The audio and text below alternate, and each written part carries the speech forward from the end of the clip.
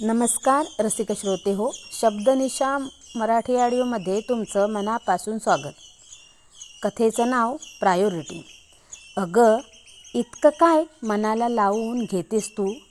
हे असं बारीकसं अपयश इतकं महत्त्वाचं नाही आयुष्यात. मुलाच्या एखाद्या छोट्याशा परीक्षेपेक्षा खूप काही प्रायोरिटीज असतात या जगात. आणि अजून तर आकाश किती लहान आहे. अशा खूप परीक्षा येतील अजून त्याच्या आयुष्यात. 2 महिन्यांपूर्वी मैत्रिणींनी समजावायचा प्रयत्न केला होता. असं कसं? माझ्या दृष्टीने माझ्या मुलाची प्रत्येक परीक्षा महत्त्वाची आहेच. त्याचं प्रत्येक यश अपयश महत्त्वाचं आहे. पण ह्या सगळ्यांना सांगून काय कळणार म्हणा.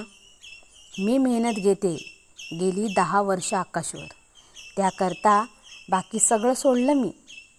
माझं करिअर, माझं बाहेरचं सगळं विश्व, TV सगळं बंद केलं आहे मी. ते ह्या सगळ्यांना कसं काढणार? त्यांच्याकरता मुलांचा अभ्यास वगैरे म्हणजे आयांचा फावल्या वेळेचा उद्योगच. माझ्यासारखं झोकून देणं कुठं माहीत आहे त्यांना. आणि आता एवढ्या मेहनतीनंतर जर असं अपयश आलं तर दुःख होणारच ना, धक्का बसणारच ना. शिवाय आकाशचं असं गणित परीक्षेत टेस्ट लेवलला न येणं हे मुली पटणारे नाहीच आहे मला. भर झोपेसुद्धा त्या परीक्षेच्या पुस्तकातलं कोणतंही गणित तो 2 मिनिटात सोडवू शकतो. पहिल्या लेवलला तो शहरात पहिला आला होता. मग हे असं होईलच कसं होईल? हा रिझल्ट खरा असणं शक्यच नाही. कुठे चूक झाली आहे तेच कळत नाही आहे मला. आणि ते लोक तर सोडवलेला पेपर दाखवायला पण तयार नाहीत. अर्थातच ती हे सगळं मनातल्या मनात बोलली होती. इतर कुणाशी काहीच बोलण्याचा अर्थ नव्हता हे तिला माहीत होतं. कारण तिच्या मनात तिच्या मुलाचं आकाशचं स्टेट लेवलला न येण्याचं खोलवर रुतलेलं शल्य त्यांना कळणंच अशक्य होतं. तो 5वीत असला म्हणून काय झालं? किती महत्त्वाची गणिताची परीक्षा होती ती. ह्या परीक्षेकरता तर तिने मागच्या वर्षीपासूनच तयारी सुरू केली होती आकाशची. आता सगळे आपल्याकडे बरून हसतायत असं वाटत होतं तिला. नेहमी सगळीकडे पहिला येणारा, अव्वल येणारा आकाश ह्यावेळी रँकमध्ये पण नाही. बाकी सगळ्या आयांचे विचार तिला खूप वरवरचे वाटायचे नेहमीच. इवन घरात सुनीलला, तिच्या नवऱ्यालाही तिचं वाईट वाटणं कळूच शकणारं नव्हतं. एवढीशी काय ती परीक्षा? किती बाहू करतेस सगळ्याचा? आता काही दिवसांनी तू विसरशील पण हे. असं सुनीलने म्हणताच तिला आणखीनच मनातून खूप वाईट वाटलं. त्याचाही रागच आलाच होता मनातून. अशी कशी विसरेन मी? कशी? तिची मेहनत, तिचं वाटणं त्याच्यापर्यंत पोहोचतच नव्हतं मुळी. मग तिनं सगळ्यांशी भेटणं, बोलणंच बंद केलं होतं. गेल्या 2 महिन्यांत तिने तिच्या मुलाबरोबर घेतलेल्या एवढ्या मेहनतीनंतर आलेलं हे अपयश तिला पेलवतच नव्हतं खांद्यावर. आकाश जात होता आपला रोज शाळेत न चुकता. तो विसरला पटकन त्याचा तो रिझल्ट. लहान होता तो. मग तिला त्याचाही राग प्रचंड आला. असं कसं ह्यालाच काहीच वाटत नाही? म्हणजे आता ह्याला अपयशाची सवय होणार का? अपयश तो हा सहज पचवू शकेल का? अपयश कसं सतत बोचत राहायला पाहिजे, तरच तो पुढे काही करू शकणार ना. आता त्याला वाईट नाही वाटलं तर मग पुढे पण असं काही झालं तर त्याला काहीच नाही वाटणार. मग तो हळूहळू अभ्यास करणं पण बंद करणार. मग मग मग काय होणार? आकाशला शाळेत सोडायला आणि हल्ली तर आणायलाही त्याचा बाबाच जायचा. तिने तिच्या घराची आणि मनाची सुद्धा दारं खिडक्या गेले 2 महिने तिच्या पुरती बंद केली होती. आजूबाजूला लक्षही नव्हतं तिचं. अगदी कोंडून घेतलं होतं तिने स्वतःला, स्वतःच्याच विश्वात. आणि आज आज तिच्या घरात ही एवढी गर्दी जमली होती तिला भेटायला. तिच्या मैत्रिणी बारीक आवाजात कुजबुजत होत्या. कुणीतरी तिला थोपटत होतं, कुणीतरी जवळ घेत होतं. ती मात्र आत्ता ह्या क्षणी कुठलाही विचार करण्याच्या पलीकडे गेली होती. आजूबाजूला चाललेलं काहीच तिच्या डोक्यात मुळी शिरतच नव्हतं.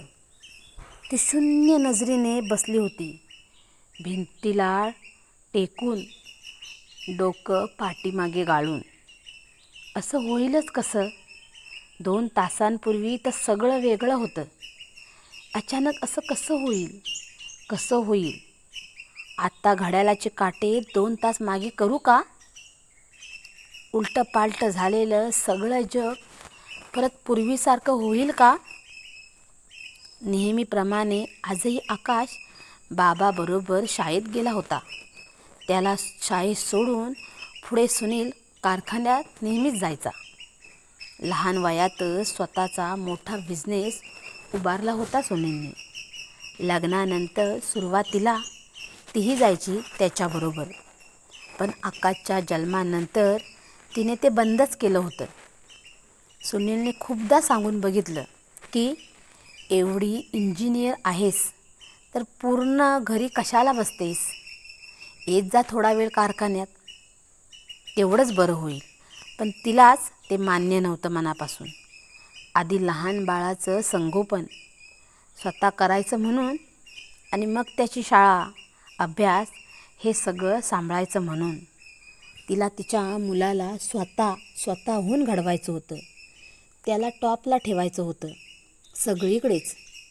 आकाश जेमतेम शाळेत जायला लागल्यावर, म्हणजे तसा अगदीच लहान असतानाच, तिने त्याला बॅडमिंटनच्या क्लासला घातलं होतं. रोज तिथेच थांबून ती त्याच्या खेळावर करडी नजर ठेवायला लागली. तो अगदी फर्स्ट स्टँडर्डमध्ये गेल्यापासून शाळेतून वेगवेगळ्या स्पर्धा परीक्षांची माहिती घ्यायला लागली. आकाशला त्या सगळ्या परीक्षांना बसवायला लागली होती. मग त्यात आकाशचा रोजचाच अभ्यास करून घेणं, स्पर्धा परीक्षांचा जास्तीत जास्त अभ्यास करून घेणं, त्याच्या टीचर्सला भेटणं वगैरे आलंच की. आकाशही ती सांगेल तसा अभ्यास करत होता. चांगले मार्क्स आईला मिळवून देत होता आणि आईला खुश करत होता. सगळीकडे नंबर काढत होता. पण 2 महिन्यांपूर्वीच पहिल्यांदाच तो आला नव्हता गणिताच्या स्टेट रँकमध्ये. गेल्या 2 महिन्यात ती घराबाहेर पडलीच नव्हती. मग कुणाला भेटलीही नव्हती. आणि आज सगळे तिला भेटायला येत होते अचानक. आज सकाळी आकाश त्याच्या बाबाबरोबर शाळेकरता घराबाहेर पडल्यावर अर्ध्या तासात एक जण तिच्या घरी जमायला लागले होते. शाळेत जाताना सुनीलच्या कारला ॲक्सिडेंट झाला होता. समोरून येणाऱ्या ट्रकने कारला उजव्या बाजूने जबरदस्त ठोकर दिली होती. अगदी चमत्कार व्हावा तसा आकाश कार बाहेर फेकला गेला होता. पण बाकी कारचा अगदी चेंदामेंदा झाला होता. त्या रस्त्याने शाळेत जाणारे येणारे पादचारी ओळखीचे लोक ताबडतोब मदतीला धावून आले. कुणीतरी त्यांना हॉस्पिटलमध्ये नेलं. कुणी घरी तिला धीर द्यायला येत होतं. आकाश ठीक होता, तरी जबरदस्त शॉकमध्ये होता म्हणे. त्याला डॉक्टरांच्या देखरेखीखाली हॉस्पिटलमध्ये ठेवलं होतं. पण तिला कुणी हॉस्पिटलमध्ये जाऊ द्यायला तयारच नव्हतं. का? ॲक्सिडंटची बातमी कळली तेव्हा ती धावतच बाहेर निघाली होती हॉस्पिटलकडे. आकाश सुनीलकडे. पण कोणीतरी तिला थांबवून धरलं होतं. सुनीलचे सगळे मित्र तिकडेच गेले म्हणाले. तिला वाटत होतं डॉक्टर काहीतरी करत असतील. सुनील स्ट्रॉंग आहे, लढवया आहे तो. सगळ्यातून तावून सुळाकून निघत असतो. तसा आत्ताही निघेल कायमसारखाच. कुणी काही बोलत नसलं तरीही. तो असेल ठीकच असेल. लुला पांगळा झाला तरी चालेल, पण तो जिवंत हवा.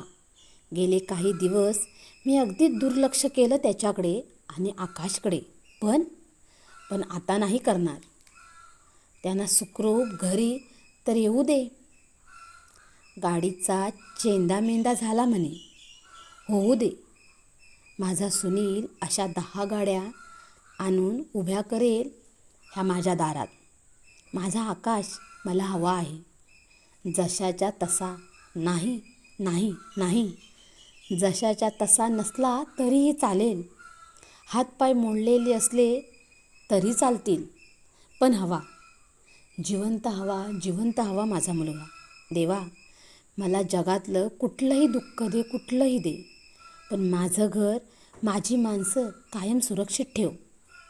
बस, ह्यापुढे मी दुसरं काहीच मागणार नाही तुझ्याकडे. पण सुनील जागच्या जागी गेला होता. सुनीलची बॉडी पोस्टमॉर्टम करता नेली असं कुणीतरी नंतर म्हणालं होतं. ती शून्यात नजर लावून बसली होती. मन अगदी रिकामं रिक्त झालं होतं. डोळ्यातून पाण्याचा थेंबही येत नव्हता, जणू अश्रूच सुकले होते. कालपर्यंत आकाशच्या रिझल्टच्या नुसत्या विचारानं येणारं डोळ्यातलं पाणी आज कुठेतरी दडी मारून बसलं होतं. बहुतेक अश्रूंचा पाना चाटला होता. थँक्यू ही कथा ऐकल्याबद्दल. कथा कशी वाटली ती कमेंट करून नक्की सांगा. पुन्हा एकदा धन्यवाद.